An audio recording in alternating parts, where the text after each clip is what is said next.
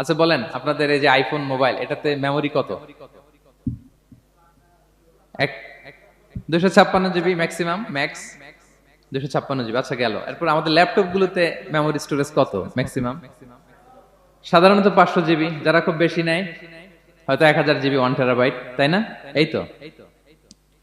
তাহলে আমাদের ল্যাপটপ গুলোর মেমোরি স্টোরেজ হচ্ছে 1000 গিগাবাইট। তাতে সারা দুনিয়াটাই যেন এটার ভিতরে ঢুকিয়ে রাখা যায়, ঠিক কিনা? কিন্তু আল্লাহ তালা আমাদেরকে যে দয়া করে ব্রেন দিয়েছেন, এটার মেমোরি ক্যাপাসিটি হচ্ছে 25 লক্ষ গিগাবাইট। আল্লাহু আকবার। এবং আপনি শুনলে অবাক হবেন, এই ব্রেনের ভিতরে আল্লাহ তালা অনেক নিউরন দিয়েছেন, মানে স্নায়ু কোষ, যে নিউরন গুলো ব্রেনের মেসেজ গুলো, ইনফরমেশন গুলোকে ট্রান্সমিট করে। আমাদের ব্রেইনে এই স্নায়ু কোষের সংখ্যা বা নিউরনের সংখ্যা মোর দেন 100 বিলিয়ন্স, মানে 10,000 কোটিরও বেশি। তো আমরা যত বেশি চিন্তা করি, যত বেশি ব্রেইন খাটাই, আমাদের এই স্নায়ু কোষগুলোর মধ্যে সংযোগায়ন বাড়ে, মানে নিউরন কানেক্টিভিটি বাড়ে।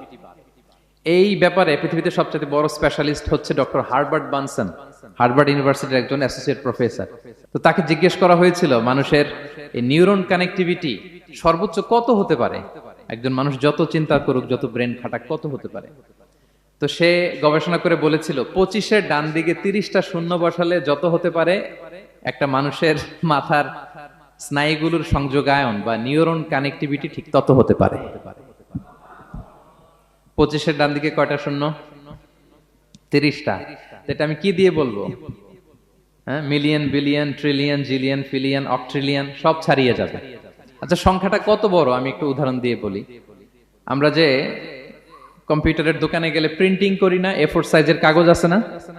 একটা হিউম্যান ব্রেইনে যত পরিমাণ নিউরন কানেক্টিভিটি হতে পারে, তত পরিমাণ সাদা কাগজ যদি আপনাকে দেয়া হয়, A4 সাইজের সাদা কাগজ দিয়ে যদি বলা হয় যে এটা টেবিলের উপর রাখেন, ইন্টারন্যাশনাল ইয়ুথ সেন্টারের এই টেবিলের উপর এই কাগজগুলো রাখেন, আপনি কাগজগুলো রাখতে শুরু করবেন।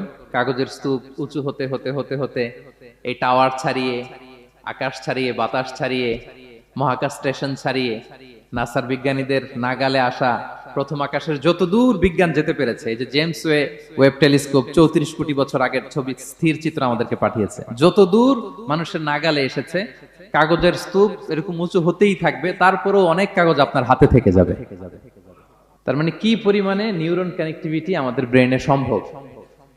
তো এখন দ্য কোশ্চেন রাইজেস, প্রশ্ন হচ্ছে আমরা আমাদের ব্রেনকে ওইভাবে খাটাই কিনা, ব্রেনটাকে কাজে লাগাই কিনা।